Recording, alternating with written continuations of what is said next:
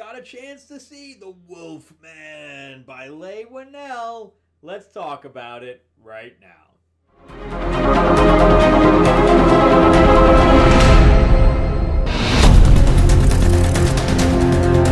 Welcome back to the channel, everyone. Thank you so much for spending time with me as we rant about movies, comic books, and television shows, as well as the occasional board game.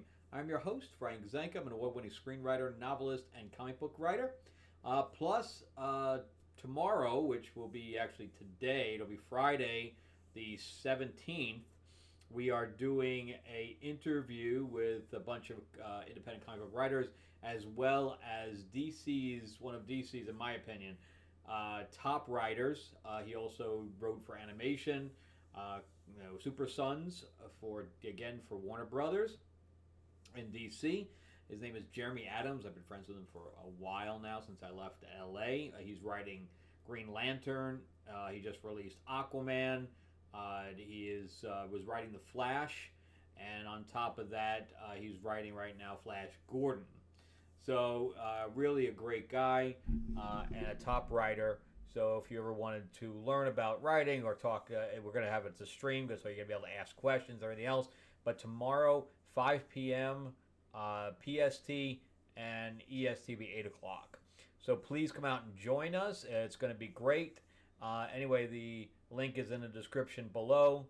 So come out and join us if you can. It's going to be lots of fun. It's going to be interactive. We're going to joke around. It's not going to be extremely serious.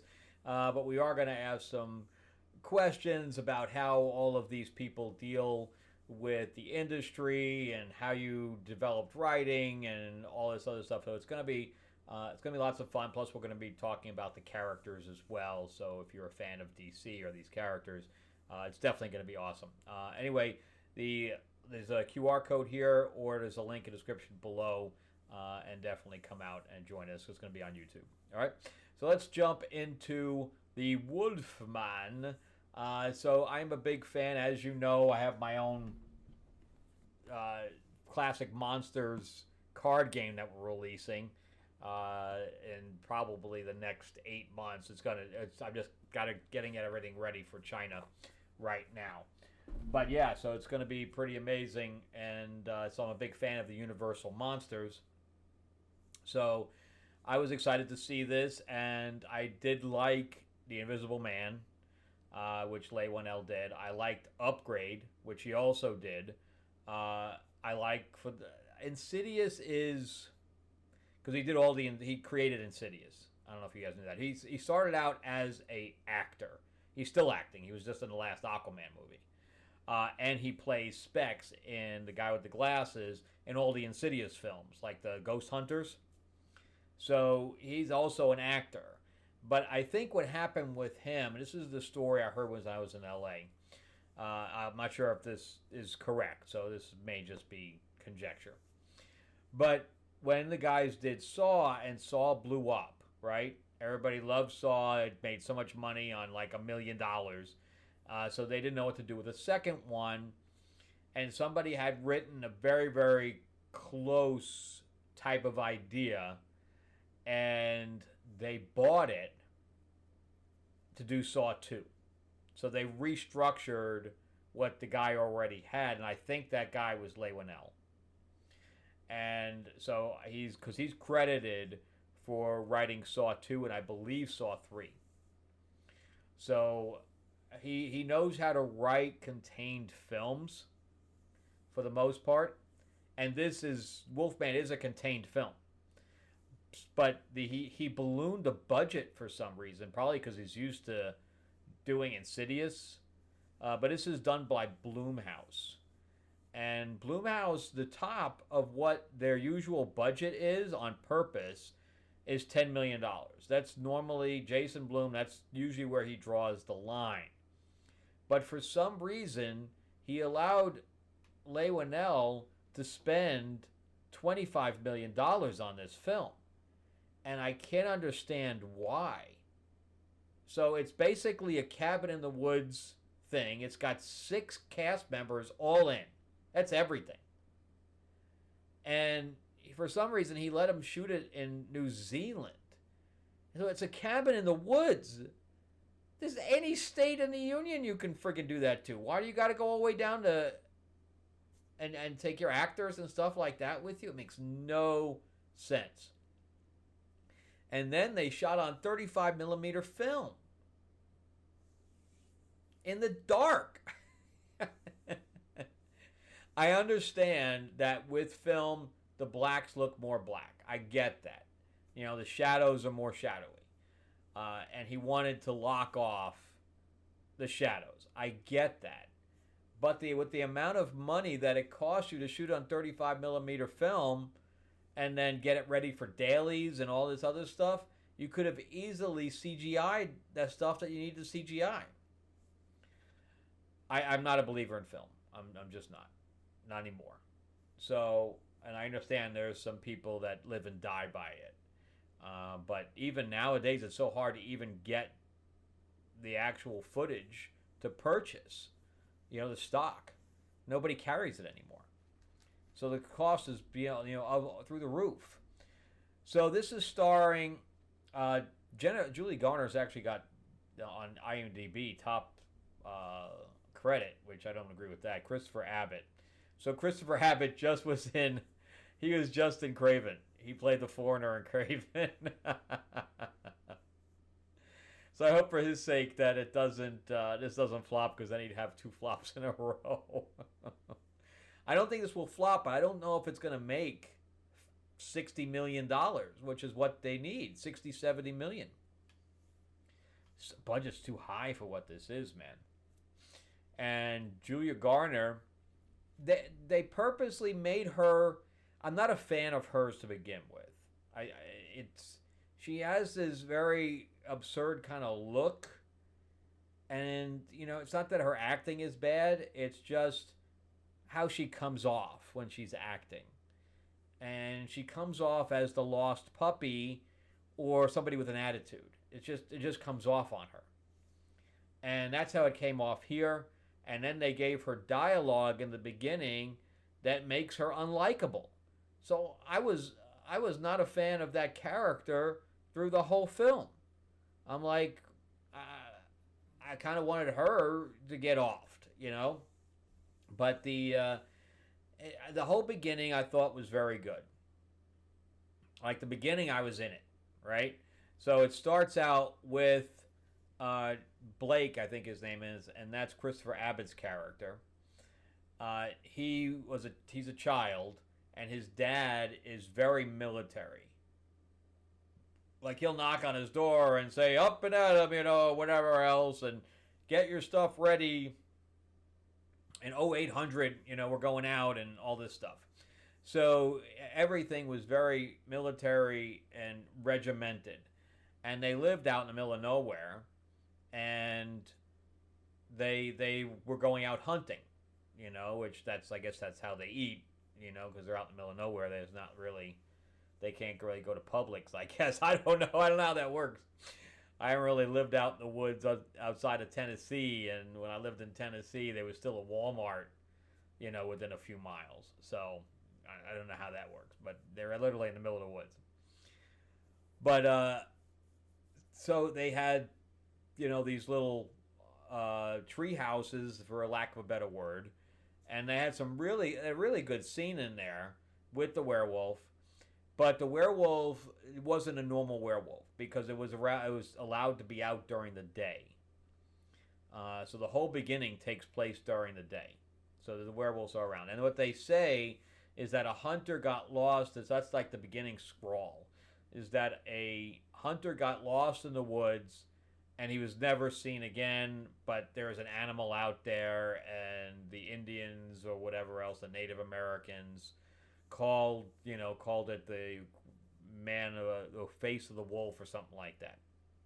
And so it's more of an infection that happens obviously very, very, very quickly.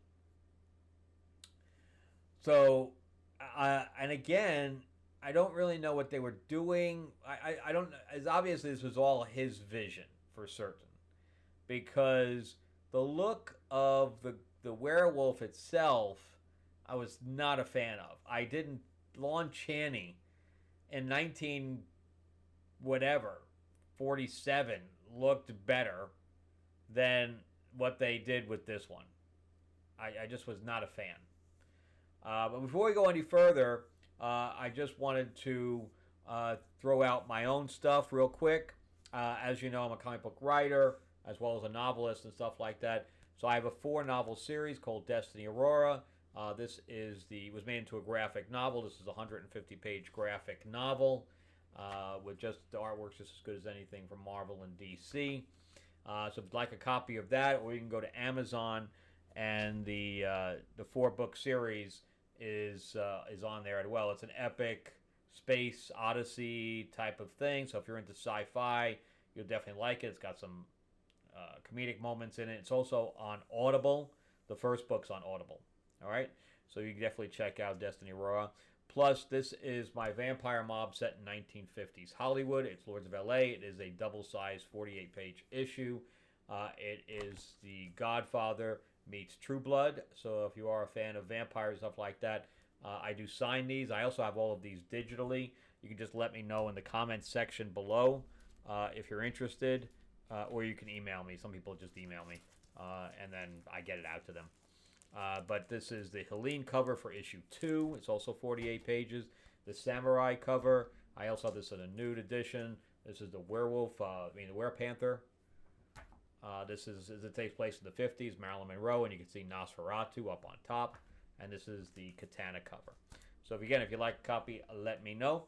Plus, we hooked up with Moonstone Books. They are doing an 89th anniversary of the Green Hornet. It's going to be an anthology. This is not it. This is just what they've done in the past. It's going to be a hardcover, and one of the lead writers is Timothy Zahn, who created Thrawn for Star Wars. Also, Kevin J. Anderson is also writing on it. He did Dune and a bunch of other sci-fi things. I think he did Star Wars as well, one of the Star Wars books as well. We got just a pile of people. It's got cover art by Matt Wagner, who did Batman and Grendel. Just a pile of people. We're going to be launching in 2 weeks on Kickstarter. So check out the link in the description below, or you can go to greenhornetnoir.com and just sign up, get notifications. We have over 250 followers right now. We're probably going to go beyond 300 in the next 2 weeks. So definitely jump in there. It's going to be amazing. All right, so let's jump back into Wolfman. Thank you guys for watching that. I like to plug my own stuff. It's the only way I make money for this, is selling a few product here and there. But yeah, so the Wolfman, it obviously has it's very divisive. Some people kind of nobody's loved it. Of all the reviews I've seen, and for Sean Chandler to come out and say skip it, you can tell that just from that, because he never says that. He's always very positive. He's way more positive than I am. But I personally like this better than Nosferatu. I was not a fan of Nosferatu. Even though you can't deny that Nosferatu had the amazing costumes and sets and stuff like that. For that reason alone, I liked parts of it. I just didn't like the plot or stuff to that effect. I know it was Dracula, but it went in different directions. So anyway, you have the young Blake, who I guess just gets out of there, because then it jumps like 30 years after that. And now his father has died, and his wife comes in, which is Julie Garner as Charlotte, and he's having a day with his daughter, and he are very, very close. But I guess he's a writer, but he's not writing right now, and she's a journalist.